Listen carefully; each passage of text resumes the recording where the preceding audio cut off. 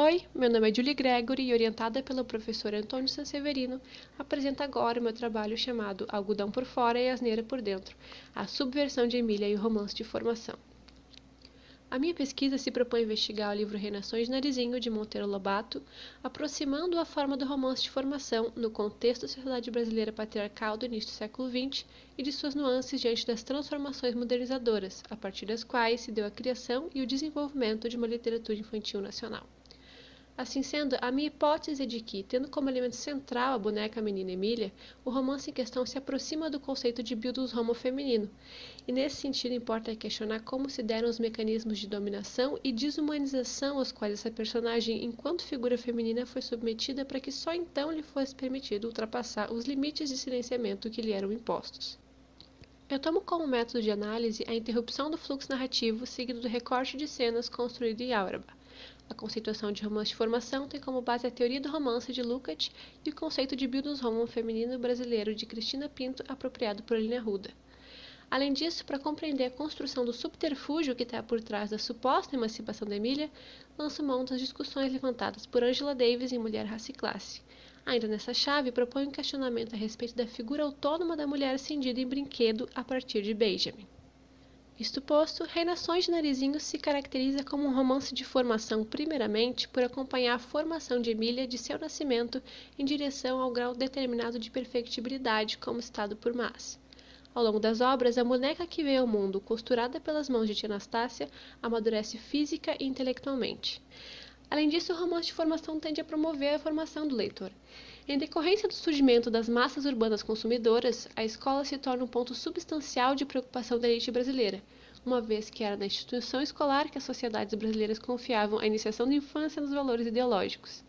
Consequentemente, a produção de livros infantis serviu a um projeto de nação que buscava consolidar a modernização conservadora no Brasil.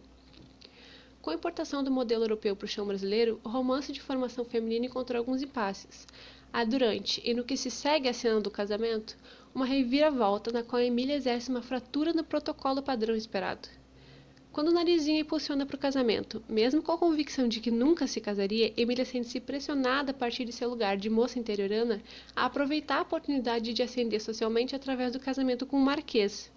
Portanto, ao oficializar seu matrimônio com Rabicó, cumpriu com as expectativas sociais a ela atribuídas e se encaixou no protocolo tradicionalmente composto do romance de formação feminino. Entretanto, inesperadamente, quando a boneca se viu presa naquele laço social que foi lhe revelado como inútil e despropositado, desviou da premeditada interrupção da Bildung, dando a ela continuidade. Assim, ignorando como se nada fosse todo e qualquer compromisso matrimonial que lhe era demandado como mulher. Exceto excepcionais situações forçadas por Narizinho, Emília manteve para si apenas o arbitrário título de marquesa. Por outro lado, é necessário salientar que sinalizar a personagem em questão como transgressora não significa em momento algum prestar um elogio à obra, já que Lobato não cria essa narrativa em prol de expor as opressões patriarcais. Ao contrário, aí jogou aqui um processo de alteridade que busca torná-la o outro, o estranho e o distante. Ela é desumanizada, desenhada como ser não lúcido que baseia seus discursos em asneiras sem sentido, e como a marquesa fajuta, esposa de um porco civilizado. A pretensão foi o silenciamento através da desvalidação. Angela Davis discute a desigualdade do processo de emancipação entre mulheres negras e mulheres brancas em relação à proximidade do local interseccional de opressões. Lobato joga com essa tensão quando cria um engodo da suposta libertação da Emília, pois quanto mais desumanizada a boneca é, mais ela consegue conquistar algum nível de emancipação. A personagem precisa ser desumanizada para ser emancipada e mesmo assim deve se adequar à hegemonia do papel das mulheres brancas da elite brasileira. Contudo, no que tange o casamento da Emília, há um toque de brincadeira que merece ser olhado com mais atenção. Finalmente, a boneca, como qualquer outro brinquedo, não é um objeto neutro desprovido de conotação ideológica. Segundo Benjamin, o brinquedo pode ser caracterizado essencialmente por aquilo que foi dado intencionalmente por uma criança como objeto de culto, e que somente a partir da imaginação infantil se torna alvo de brincadeiras.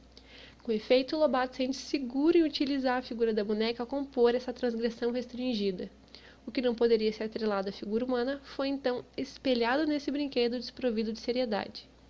Essas são as minhas referências e muito obrigada.